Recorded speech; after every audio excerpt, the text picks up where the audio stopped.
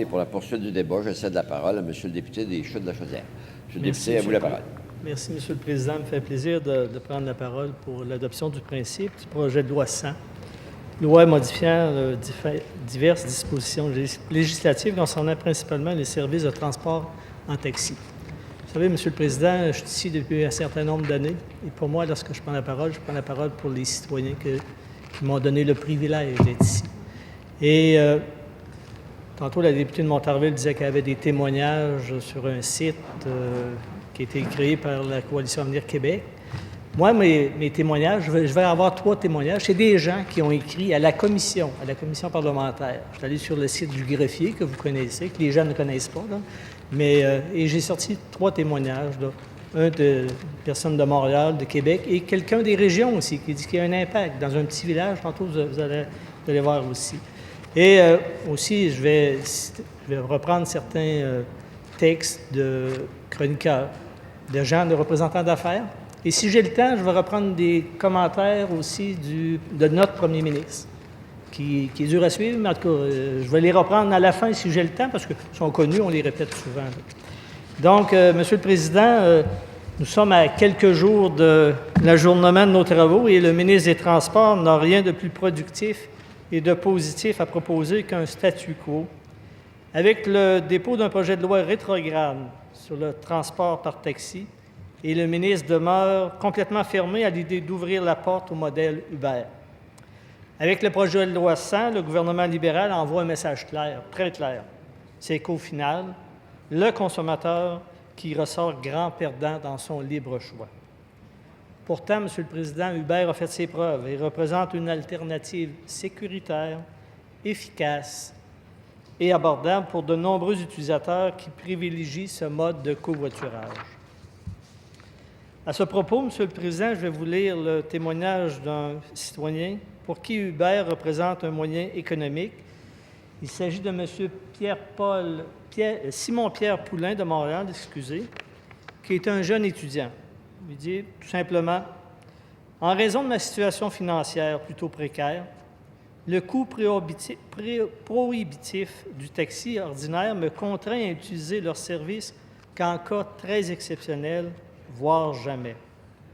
En revanche, j'utilise régulièrement Uber et je compte continuer à utiliser ces services sous sa forme actuelle ou sous un autre nom, après l'entrée en vigueur de cette loi, qu'elle rende ou non la chose illégale.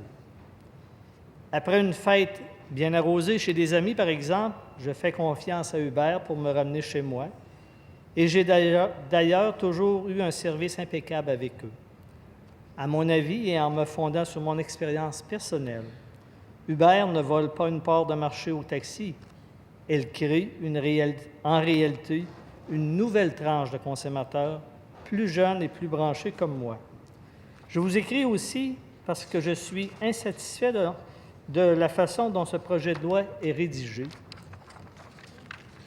M. Poulain continue en disant « Je comprends les revendications des chauffeurs de taxi qui ont payé cher pour leur permis et c'est pourquoi je me serais attendu à ce que mon gouvernement, qui a pendant si longtemps maintenu ce monopole et réduit l'offre de services au minimum, les indemnise en partie, possiblement en imposant une taxe spéciale sur les services d'Uber. Naturellement, les règles fiscales doivent aussi être les mêmes pour tous. Sur ce dernier point, tout le monde est d'accord, Uber aujourd'hui même aussi. Pour le reste, je fais appel à vous pour plaider en faveur du maintien du service d'Uber, une alternative compétitive, plus efficace, moins chère, plus sécuritaire et qui me plaît davantage que le taxi traditionnel. Je vous demande de prendre en considération ma volonté et d'empêcher cette tentative maladroite du gouvernement de s'ingérer dans le libre marché, et c'est signé cordialement Simon-Pierre Poulain. Monsieur le Président, dans sa décision d'écarter Uber de l'industrie du covoiturage commercial, le ministre a choisi de protéger le lobby du taxi au détriment du choix des consommateurs. Après 2 ans de discussion, des tergiversations et 3 consultations publiques, le ministre a choisi le statu quo plutôt que de proposer une véritable alternative à l'industrie existante. Non seulement cette décision pénalise le consommateur dans sa liberté de choisir un modèle de transport qui répond davantage à ses besoins, cette décision démontre une fois de plus le recul du gouvernement sur les enjeux socio-économiques et environnementaux. Le contexte socio-économique n'est plus celui des années 70. En parlant des années 70, Monsieur le Président, je suis allé voir le fameux mémoire des jeunes de la Commission jeunesse du Parti libéral, quand même spécial. Ça a été fondé en 1970, en même temps que les règles du taxi. Puis là, on ne s'entend plus, là. C'est ce que je comprends. Puis, d'après moi, ils vont changer aussi, c'est dans l'introduction, ils vont certainement changer une phrase, là, parce qu'il y a une phrase qui dit « Les gouvernements libéraux ont toujours considéré les idées de la Commission jeunesse jusqu'à en faire des lois qui ont changé la politique québécoise. » D'après moi, il va y avoir quelques petits traitements de texte de Word là-dessus, là, puis ils vont changer le texte un petit peu. Ils vont au moins modifier un petit peu le sens, là. En tout cas, mais parce que lorsque j'ai vu 70, là, je dis « Ah, c'est la même année, c'est quand même spécial. » Il est vrai, Monsieur le Président, que plusieurs personnes ont adopté Uber comme alternative au taxi pour différentes raisons, qu'elles soient économiques, environnementales ou sociales. J'ai un autre témoignage, Monsieur le Président, c'est un monsieur Jean-Philippe Jacques de Québec. Lui, je vous dirais que ça doit être un utilisateur où il a bien analysé le projet de loi parce qu'il y en a pour 5 pages, Monsieur Jean-Philippe Jacques, mais il faut bien comprendre, il a pris le temps d'écrire aux membres de la Commission via le site de l'Assemblée. Donc, ça commence, il dit « Chers députés, par la présente, je vous écris car je suis préoccupé par le projet de loi 100 qui modifiera la loi sur le transport de personnes et le covoiturage. Pour les consommateurs, il est très décevant de voir que le projet de loi va provoquer une perpétuation du système actuel de permis et de gestion de l'offre. Ce système a prouvé son inefficacité face à l'innovation et l'offre d'un service de qualité à un prix raisonnable. Le taxi est devenu l'un des moyens de transport les plus dispendieux, avec un coût de 2,60 $ du kilomètre pour un trajet de 10 km à une vitesse de 50 km. Il a l'air à connaître ça, disons. Cela est à peu près 6 fois la limite du coût du permis pour un trajet en covoiturage. Le coût élevé des permis est inévitablement refilé aux consommateurs et n'offre aucune valeur de service. M. Jacques continue en disant « Ainsi, le consommateur se retrouve coincé avec un service ne cherchant pas à s'améliorer et de plus en plus dispendieux. Ensuite, les coûts élevés des permis de taxi viennent augmenter le besoin des conducteurs d'être en poste sur les routes par souci de rentabilité. C'est logique. Or, d'un point de vue environnemental, ces conducteurs attendent durant des heures avec leur moteur en marche, alors que la demande est faible, ce qui est inévitablement néfaste pour l'environnement. Inversement, lorsque la demande est élevée, un manque de voitures est remarqué, ce qui allonge les délais d'attente des demandeurs.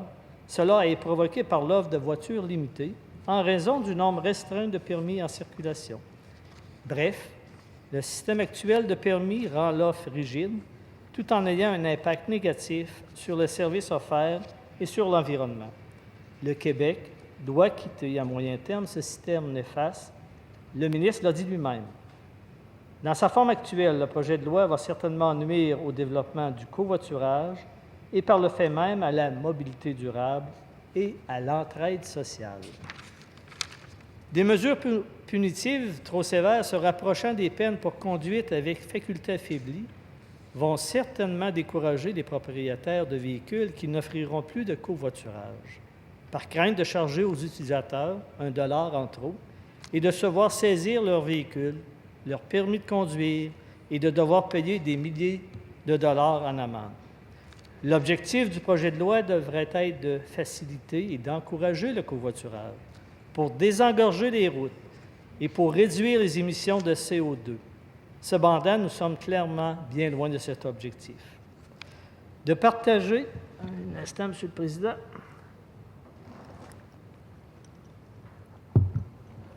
de partager une facture de 4,30 $ pour un trajet de 10 km ne couvre même pas les frais de carte de crédit ou de transactions bancaires, encore moins le développement web ou mobile pour créer des structures favorisant le covoiturage. De plus, 43 sous le kilomètre est possiblement suffisant pour le covoiturage sur une longue distance, sur l'autoroute, mais ce n'est pas suffisant pour couvrir le covoiturage sur courte distance. Les trajets de courte distance se font plus souvent en ville et impliquent davantage de congestion sur les routes, avec une dépense de carburant beaucoup plus élevée s'y rattachant. Le covoiturage en ville nécessite aussi fréquemment le partage d'un frais de stationnement qui ne semble pas applicable selon le présent projet de loi. Des applications technologiques pourraient facilement permettre à un conducteur d'aller chercher 4 personnes à 4 endroits différents et d'aller ensuite les porter à 4 endroits différents sur un même trajet tout en se rendant à son travail. Cela permettrait de diminuer grandement la congestion et les émissions polluantes. Malheureusement, le projet de loi actuel ne laisse aucune possibilité de développement et de réussite pour ce type de structure. Plusieurs solutions sont possibles pour encadrer les entreprises comme Uber ou Lyft. La solution qui semblerait la plus avantageuse pour tous, selon moi, M. Jacques, serait le permis à la course. Les entreprises comme Uber pourraient acheter des blocs de 100 000 courses par semaine au ministère des Transports pour une somme de 1,50 $ par course, par exemple, en plus d'exiger à Uber à facturer les taxes. L'offre serait ainsi toujours limitée, mais beaucoup plus flexible. Les entreprises comme Uber pourraient gérer leur offre en fonction de la demande. Les sommes récoltées pourraient ensuite servir à acheter des permis de taxi graduellement et rendre disponible de plus en plus de permis à la course. Une offre de services diversifiée et flexible permettrait un bien meilleur service, plus d'innovation et de meilleurs tarifs. Avec une loi moins restrictive et plus ouverte au covoiturage, le Québec sortira fortement gagnant, avec de meilleurs services, plus diversifiés et mieux adaptés aux besoins. Il y aurait moins de voitures sur les routes, moins de congestion et moins de pollution. Monsieur le Président, M. Jean-Philippe Jacques fait une très bonne synthèse du problème du projet de loi 100 et suggère des pistes de solutions que peut-être le ministre devrait regarder. Il y a un besoin, il y a des manières de faire. Il y a déjà eu des ententes dans d'autres juridictions, puis je pense que ça devrait être ça. En tout cas, le ministre devrait s'inspirer. C'est un citoyen qui nous a écrit, qui a écrit à la commission, donc c'est important d'aller voir qu'est-ce que les gens pensent et de ne pas seulement se fier aux représentants des différents lobbies. Donc, je poursuis en refusant d'encadrer Uber, c'est fermer la porte à l'innovation, c'est fermer la porte au libre choix du consommateur. Le libre choix signifie, entre autres, nous ouvrir au nouveau modèle de l'économie de partage, c'est faire place aux nouvelles technologies, c'est faire des choix éco-responsables en favorisant des transports alternatifs qui encouragent le covoiturage. Monsieur le Président, le ministre des Transports a choisi de présenter un projet de loi hermétique alors qu'il aurait pu encadrer pour mieux permettre. Mieux encadrer Uber pour permettre la liberté de choix. Il aurait pu adapter les lois et les règlements pour s'assurer qu'Uber livre une saine concurrence aux autres joueurs de l'industrie. Dans sa forme actuelle, le projet ne vise qu'une chose, mettre Uber à la porte du Québec. Il y a des voies de compromis possibles pour incorporer le covoiturage commercial dans l'offre de transport aux consommateurs. De nombreux pays européens ont adopté ce modèle de covoiturage avec succès. Plus près de nous, les villes d'Ottawa, Toronto et Edmonton, en plus, 28 États américains ont à ce jour réglementé et ainsi normalisé la présence du modèle Uber sur leur territoire. Pourquoi, M. le Président, est-il toujours aussi compliqué au Québec de mettre en place un règlement ou une loi qui a déjà fait ses preuves ailleurs au Canada et dans d'autres pays? Monsieur le Président, vous vous rappelez toujours le ministère des Transports.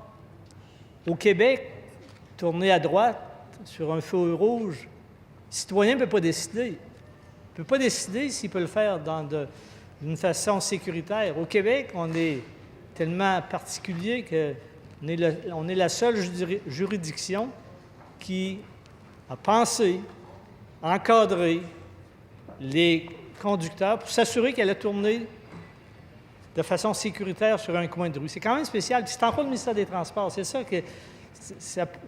Moi, les différents panneaux qu'on a un peu partout, c'est déjà compliqué à comprendre, mais c'est le message que le gouvernement passe aux citoyens. On va s'occuper de vous. Vous n'êtes pas capable de décider. Donc, pour le virage à droite, c'est ce qu'on a fait au ministère des Transports. Pour Uber, on dit, vous n'êtes pas capable de décider quel est le meilleur choix de covoiturage que vous pouvez prendre. Les solutions existent ailleurs, M. le Président. Pourquoi ne pas les appliquer ici?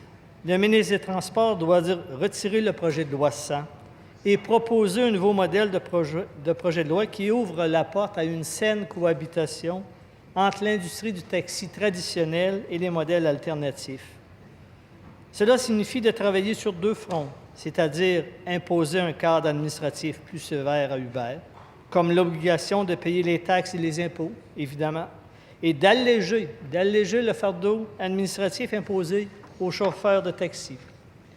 Il est possible de créer un cadre réglementaire distinct qui tient compte des spécificités de ces nouveaux modèles, tout en s'assurant du respect des notions d'égalité, de saine concurrence et de sécurité. Tout le monde s'entend sur la question. Il faut encadrer Uber et tout autre modèle de covoiturage collectif, parce qu'il y en a d'autres qui vont venir, il y en a d'autres qui existent actuellement. Aussi, ce que nous défendons, M. le Président, ce n'est pas seulement Uber, mais c'est l'innovation dans le secteur de la mobilité urbaine et la diversité dans l'offre de services aux consommateurs. Cette innovation en transport peut favoriser également l'économie des régions, alors que les services de transport se font de plus en plus rares dans certaines localités éloignées des grands centres urbains. Monsieur le Président, troisième citoyen de Saint-Fabien, M. Bélanger, Denis Bélanger, qui nous dit tout simplement « Bonjour. Les services de transport en région sont de plus en plus absents en raison de la lourdeur des modèles d'affaires anciens basés sur l'utilisation d'autobus, de circuits fixes, de normes gouvernementales lourdes et de tarifs contrôlés par l'État québécois. Cela va même jusqu'à contrôler les possibles offres privées pouvant simplement et gratuitement prendre la relève. Je vous informe, par exemple, que mon petit village entre Rivière-du-Loup et Rimouski n'a plus d'arrêt. Donc, mon petit café gîte n'a plus de clients touristiques qui arrivaient par le bus par le passé. De même, je ne reçois plus de vins locaux fabriqués en région car ces bouteilles arrivaient par ce même bus. Une simple simplification de la réglementation permettrait de payer une personne qui, tout en apportant clientèle, pourrait apporter une ou deux boîtes de petites entreprises de la région. L'avenir est dans le développement des petites entreprises partout en région. Cela ne demande pas des sommes importantes ni même des subventions, mais simplement une bonne volonté gouvernementale de revoir les façons de faire. Nous avons la volonté de développer un Québec fort de ces régions et demandons que la lourdeur administrative gouvernementale fasse maintenant place à l'innovation en transport qui sera porteuse pour de nombreux secteurs. Et il termine en disant « Le débat de permis de taxi est en fait celui de tout le monde des transports et de la vie économique de nos régions. Voyons grand. » Merci, M. Bélanger, pour ce beau témoignage. Oui. Merci, M. le Président. Donc, je ne pourrais pas me rendre aux commentaires de M. le Premier ministre. Le modèle Uber peut représenter l'alternative en transport pour favoriser l'accès aux petites entreprises, comme monsieur vient de nous l'indiquer. Malheureusement, tel qu'il a été rédigé, le projet de loi 100 a comme objectif de sortir seulement Uber du Québec. Tel que présenté, il est peut-être teinté pro-taxi, mais de toute évidence, il est surtout anti-innovation. De toute évidence, le ministre des Transports manque de vision à long terme dans la réglementation de l'industrie du taxi et du covoiturage commercial. Car Uber, ce n'est pas le problème, Monsieur le Président, il est plutôt le prétexte. La présence d'Uber devrait représenter pour le gouvernement le prétexte pour dépoussiérer une industrie régie par une loi qui, en 1972, a contribué à établir un système convenable pour l'époque, mais qui ne correspond plus à la réalité du Québec en ce 21e siècle. Merci, M. le Président.